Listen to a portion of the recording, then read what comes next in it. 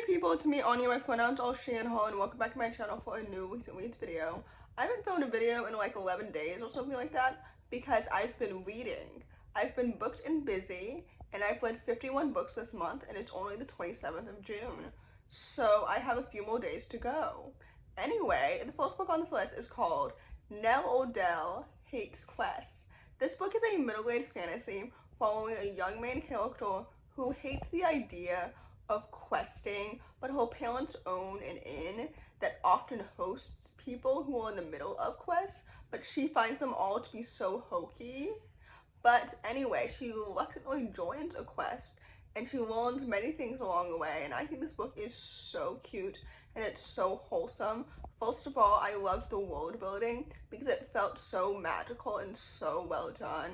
And I loved the characters and the plot and everything. Like, this book is so well written and it's so well done. I love the character development and everything. Like, this book is excellent and it's really good. So anyway, with that said, I rated this book 4 to 5 stars, and I would definitely highly recommend it. The next book on this list is called When We Almost Came Undone. This book is a YA contemporary following a Black sapphic main character who is navigating multiple things in her life. First of all, one of her big sisters is currently in a coma after attempting to end her life. This book is set during the pandemic, so there are many like racial atrocities happening in the background, as well as COVID. And she's also navigating figuring out her sexuality, because at the beginning of this book, she is under the impression that she is straight. And I liked this book, but I was ultimately disappointed by it because I felt like there were way too many moving pieces going on. And don't get me wrong, I was so excited to read this book because I love reading about experiences that parallel mine. For example, my Black experience of navigating the pandemic while all of the George Floyd protests and everything were happening. And I love a book that is very politically aware. But I felt like in this book, like, there were so many different moving pieces, like her relationship with her sisters and her parents and her best friend and her new sapphic sexuality awakening and everything. Like, I just felt like there were too many moving pieces, so some things felt underdeveloped. So with that said, I rated this book 3 stars. I think it's good. It just should have been much longer. I don't know if that makes any sense. But anyway, I rated this book 3 stars, so take that as you will. The next book on this list is called Marisol Acts the Part. This book is a YA contemporary featuring a bisexual Puerto Rican main character. And essentially, it's like a queer retelling of Legally Blonde, except that instead of law school, it's like the acting industry. I think this book is so good and it's so fantastic.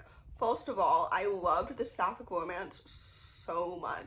It's so cute and so wholesome, and their chemistry is so adorable. Like, I love them so much.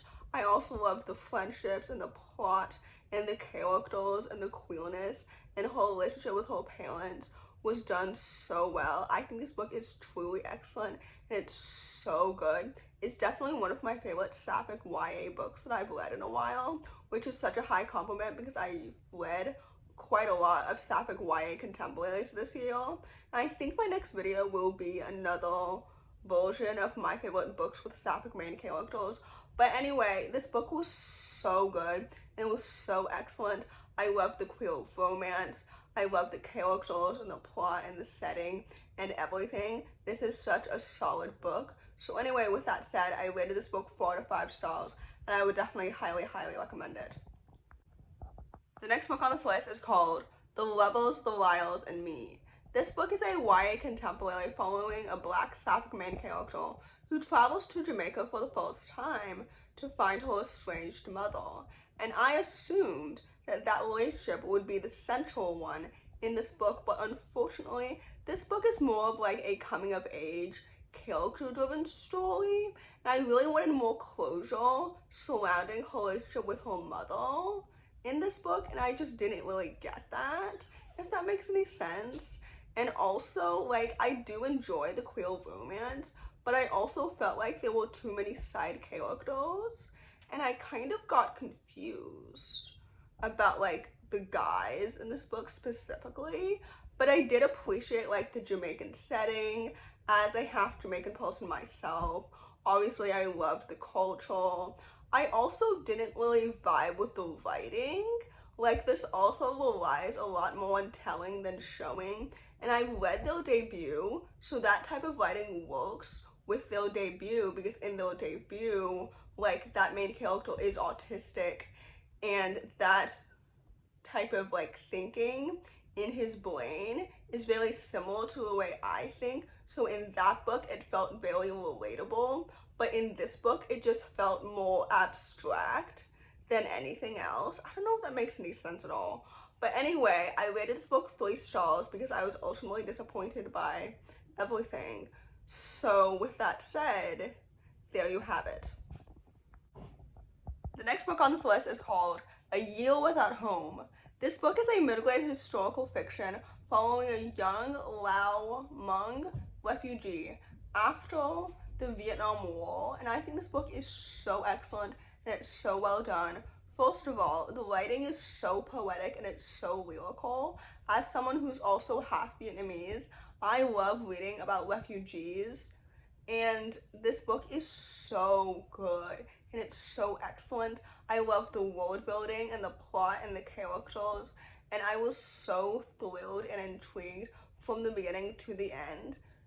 In my knowledge, I didn't know much about, historically, the Hmong refugees, and the only Hmong person that I really know of is Suni Lee, the gymnast, if I'm being completely honest with you. But I think that this piece of history is so important and so relevant to this day, and I think that this book is excellent, and I can truly tell that the author is speaking from her family's experiences because everything came to life so well. I think this book is so excellent and so well done. Historical fiction is one of my favorite genres, and this book truly reminded me of that because everything felt so authentic and just so good. So anyway, with that said, I rated this book 4 out of 5 stars, and I would definitely highly recommend it. The next book on this list is called Griffin Speaker. This book is a middle-grade fantasy that follows a young orphan main character who comes from the lowest rung of society until she bonds with a wild griffin, which is something that only people from the higher society should be able to do. I think this book is so excellent and it's so well done, and the wholesome magical world building reminded me of Eva Evergreen, which is such a high compliment because Julie Abe is such a talented author, and one of her next books is going to be on my August TBR, which I'm also going to film soon. But anyway, I thought this book was so good and so well done. Like, I loved the world building and how whimsical it was. I love the plot and the characters and the animals and everything. Like, this book is so good and it's so wholesome and it's just so awesome. So anyway, with that said, I rated this book 4 out of 5 stars, and I would definitely highly recommend it. The penultimate book on this list is called The Firefly Clown. This book is another middle-grade fantasy inspired by Filipino mythology that follows a young underdog main character who learns to embrace her magic. I think this book is really good and really well done because, first of all, I really appreciated the world building and how rich it was. I loved her friendships and the characters and her family dynamics and the plot and everything. I don't know if this book is a standalone or if they're all sequels, but I would love to dive back into this world if there is, because this book was so good and it was such a fun adventure. I just really enjoyed my time with it. I rated this book 4 out of 5 stars because I really enjoyed how everything was weaved together so well. Oftentimes I've read books where the moving pieces don't fit together, but this book did everything so well, and I think it's really good. So anyway, with that said, I would definitely highly recommend it. The last book on this list, and definitely not the least, is called A Great and Powerful Tyranny.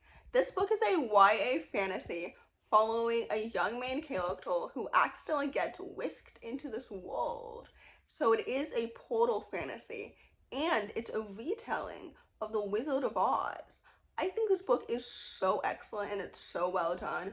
First of all, I loved the world building so much. I also loved the queer romance. I think this book is excellent and it's so good.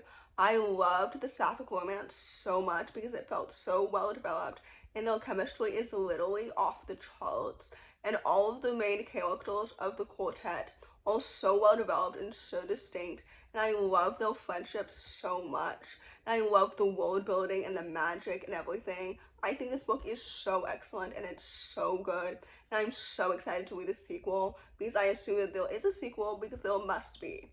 I think this book is excellent and it's so good and it's so fantastic, and I loved literally every single element of it. Even though it is a retelling of The Wizard of Oz, I would argue that this book truly stands on its own because it's so unique and it's so good, and I loved literally every single element of it. So anyway, with that said, I rated this book 4 out of 5 stars, and I would definitely highly recommend it. So in conclusion, like I mentioned at the beginning of this video, I've had a very fruitful reading month, and I'm very happy for that. So in conclusion, if you enjoy this video, please don't hesitate to give it a big thumbs up. Comment down below the unicorn emoji if you made it all the way to the end of the video. Thank you so much for watching my content because I genuinely enjoy making videos, and it's one of those things that consistently makes me happy because I love sharing my love for reading with everyone. So anyway, if you enjoy this video, thank you so much because I really appreciate it. So with that said, I hope you have a nice day, and I'll see you next time. Bye!